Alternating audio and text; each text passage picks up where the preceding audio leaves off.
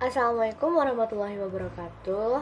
Halo teman-teman, balik lagi sama aku Yose di channel.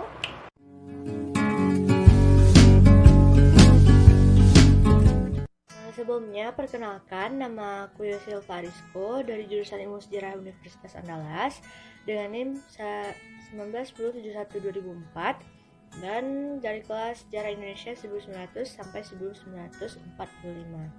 Buat teman-teman yang belum nonton video aku yang 1 dan 2, silahkan dicek dulu dan jangan lupa like, komen, dan share ke teman-teman kalian. Check it out. Buku ini berjudulkan Munculnya Elit Modern Indonesia, karya dari Profesor Robert Van Niel yang diterbitkan pada tahun 1984. Buku ini dicetak pertama kali oleh PT Dunia Pustaka Jaya di tahun 1984.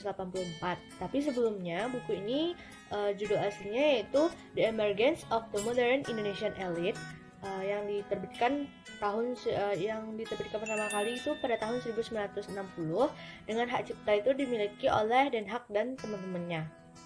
Buku ini merupakan revisi dari buku milik Profesor Robert Van Niel ini, yaitu buku Development of the Indonesian Elite in the Early 20th Century dan diterbitkan di Cornell University, Ithaca, New York pada tahun 1954. Revisi yang dilakukan oleh Profesor Van Niel ini bukan dilakukan untuk menambahkan bahan-bahan baru yang ia dapatkan, namun sebaliknya, ia dilakukan untuk menghapus bahan-bahan yang tidak erat hubungannya dengan uraian dan mengurangi pengulangannya. Buku ini merupakan suatu usaha untuk menganalisa dan menafsirkan kebijakan politik, tindak tanduk, serta untuk menunjukkan akibat-akibat pada masyarakat Indonesia dengan tekanan khususnya pada golongan elit masyarakat di Indonesia pada saat itu. Pada bagian pendahuluan buku ini dapat saya ambil sedikit bahwa 25 tahun pertama dari abad ke-20 atau 1900-an menyaksikan suatu pertumbuhan dan perkembangan Indonesia pada zaman itu. Pada zaman itu disebut juga zaman Hindia Belanda. Khususnya yang disorot itu adalah perubahan-perubahan sosial yang terjadi pada golongan kelompok pemimpin dalam masyarakat di Indonesia pada saat itu. Pada studi ini, pertama-tama diuraikan secara kronologis, dan yang kedua, mengurutkan berdasarkan pokok permasalahannya. Pada bab pertama menggambarkan dasar-dasar kehidupan Hindia Timur pada tahun 1900-an. Dan pada bagian ini adalah sebagai suatu batu loncatan dan untuk ke 3 bab berikutnya. 3 bab berikutnya menguraikan perkembangan sesuai dengan perjalanan waktu dari tahun 1914 sampai ke 1926 dan akhirnya sampai pada akhir sekitar pada tahun 1927. Pada buku ini, penguraian dan penafsiran pokok dilakukan dan dikembangkan dalam seluruh penulisan sedemikian rupanya, sehingga dapat menarik berbagai atau suatu kesimpulan seolah-olah tak diperlukan lagi.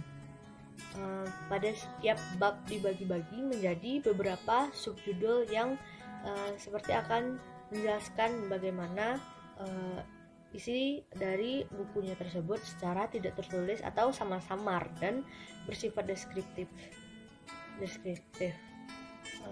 serta yang tidak pula dimaksud untuk menjadi judul buku yang menerangkan isinya, sehingga buku ini bisa dikatakan buku yang memiliki suatu kesimpulan yang secara tersirat. Dan indeks pada bagian penutup pada buku ini dirasa perlu sebagai panduan yang pasti dalam memperoleh butiran-butiran keterangan yang tersebar di dalam buku tersebut, sehingga kita dapat melihat bagaimana sumber-sumber yang didapatkan oleh sang penulis atau Profesor Robert Van Niel.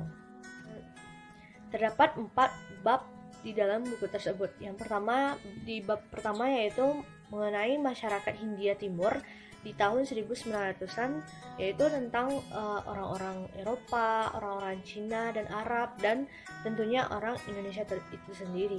Yang kedua yaitu akselerasi perubahan pada tahun 1900 sampai 1914.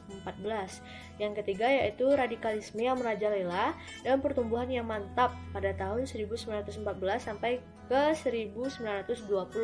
Pada bab keempat yaitu tentang sinkretisme dan konservatisme pada tahun 1920 sampai 1927.